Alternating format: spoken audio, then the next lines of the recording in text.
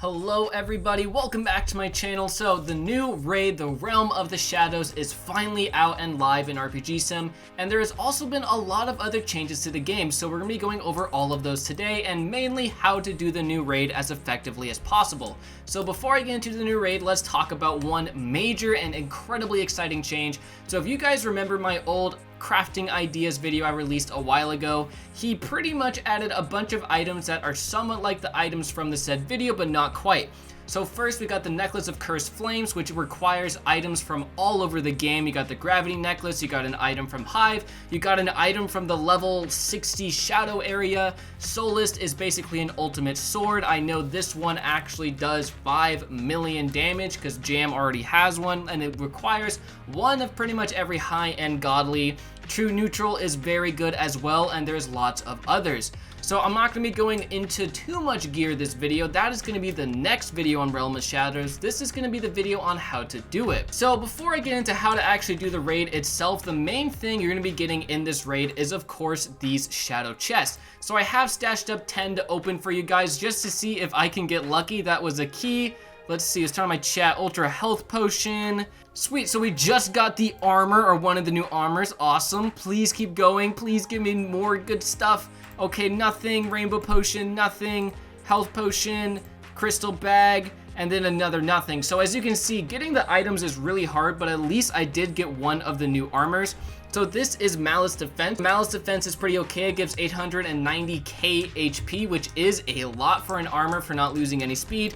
Its attack is pretty bad, so overall it isn't amazing. And then the rest was just miscellaneous items. You can also get cookies as well from this as a kind of fun thing. But you're generally going to be getting keys, potions, and then rune crystal bags from that. Now, some other drops people have been getting from the raid so far is, of course, this amazing Shadow Link sword, which is currently the third best sword in the game because Infinity is now the second best. Shadow Link is 3 million damage, which is also going to be used for that crafting sword recipe. And then there's also a Shadow Curse aura, which is this new amazing aura, 10 to all stats, and then 1500 attack. I'm going to be going way more into gear in a future video that will come out soon. I just need to get it all first. So the best strategy to farm this raid is of course to use the Fog Rune. The reason this is because you cannot use any supportive abilities on this raid. It is very unique that way. So what you want to do is use Shatter, Acceleration Divider, and Windstorm. And the reason why Fog Rune is the best rune in the game at the moment for this raid specifically is because the damage over time you get from all of these attacks is pretty massive. And since you can't boost any of your attacks, this rune massively is great. It just does so much damage. Also, you cannot have more than 4 players, so it is an incredibly unique raid in that way. Now, on both normal and hardcore mode, there is the exact same drop table. The only difference is on hardcore, every single run you will be getting the shadow chest drop. On normal, it's not every single run, but you still get it quite often. So really, farm normal if you find hardcore too difficult, and do hardcore if normal is a breeze. If you have a bunch of EOT hardcore gear, I'd recommend just doing hardcore right away. So when our team was doing this raid earlier, our 4-man team, on normal mode, our best time was around 46 seconds, and on average, it'd be between that and a minute. It was not hard at all to do it on normal. You can speed through it. Essentially, the way the raid begins is there's going to be mobs that spawn in every single corner of the big battleground you're spawned in on. Have one player go to each of these areas to wipe out these mobs. This is, of course, going to be your fastest way to do it. After this is done, everybody go to the center of the map, kill the first mini boss. This one is really not too difficult. All you gotta do is the usual rule of thumb for this game. Watch on the floor for those red indicator attacks, dodge all those attacks, spam your DOT, spam Acceleration Divider, and you will be perfectly fine. After the first boss dies, the second boss will spawn in, of course, after some dialogue. This one can be quite a bit more difficult if you're not paying attention. He can hurt quite a bit, but you mainly only need to pay attention on hardcore mode because on hardcore you only have 1 life.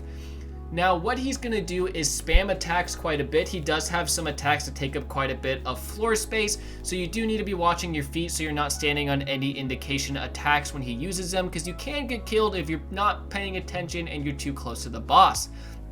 So on hardcore mode, our average time would be around 105 seconds to around 140, and I'd say 140 would be pretty slow. If you have all hardcore gear from EOT, you can do this raid so quickly, and this raid is pretty much a stepping stone raid more or less for EOT hardcore, as well as being a raid used for endgame crafting items.